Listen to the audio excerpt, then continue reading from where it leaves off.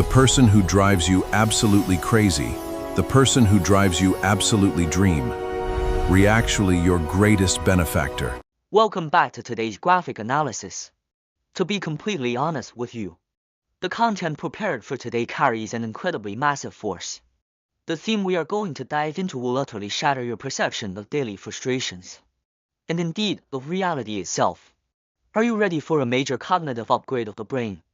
The materials we have organized today dive deep into consciousness and monastic wisdom, and I guarantee it will absolutely blow your mind. Let's cut straight to the chase. Right at the beginning, I want to throw out a question that is completely counterintuitive. Yet stands as the absolute core of our entire journey today. What if that person who drives you absolutely crazy and completely wrecks your plans for the day is actually the single greatest benefactor of your life? I know this sounds completely unbelievable and flies right in the face of common sense. Right, but please, carry this exact question mark with you as we move forward. Chapter E, Reality is but a dream. This brings us to our first chapter, which explores a profoundly deep insight mentioned in the text regarding Shanti towards the dreamlike Rumengye.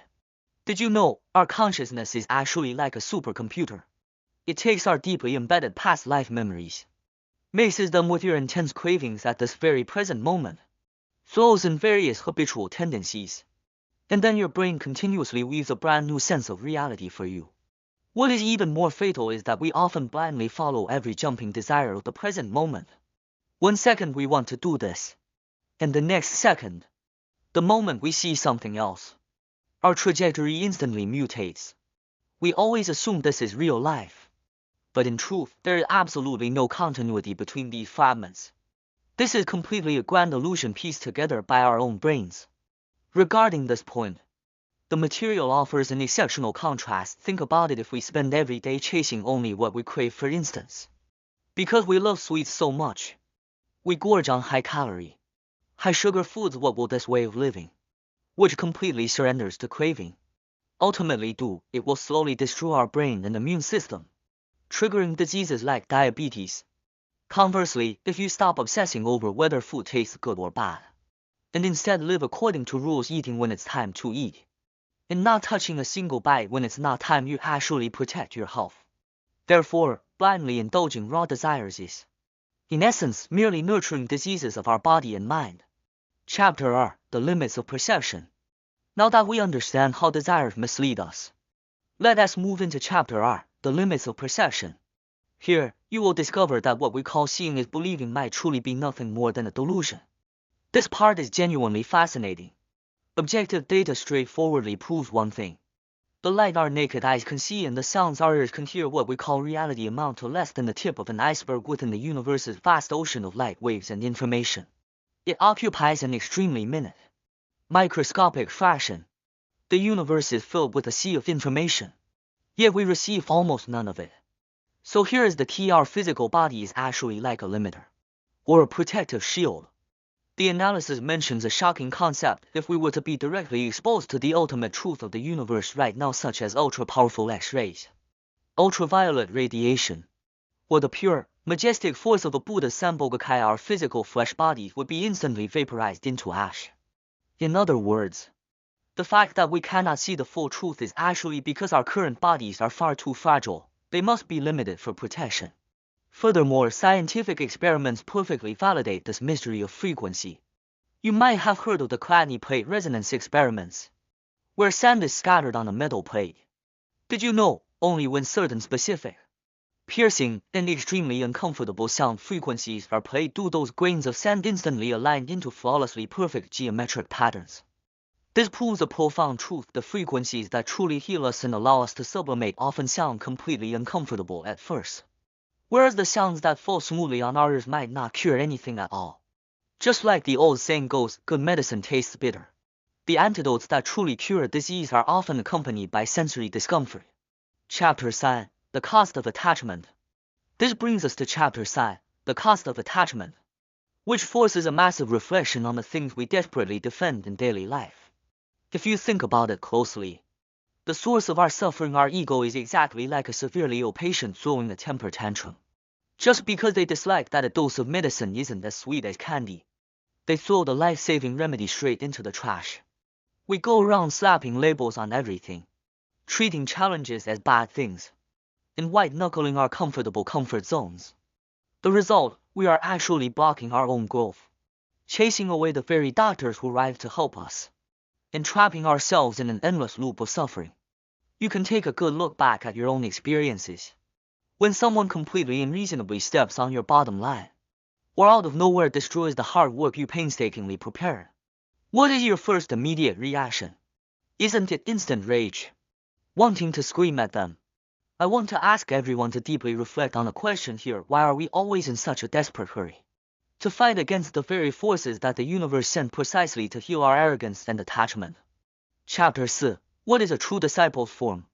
To solve this root of suffering, let us examine Chapter 4. What is a true disciple's form?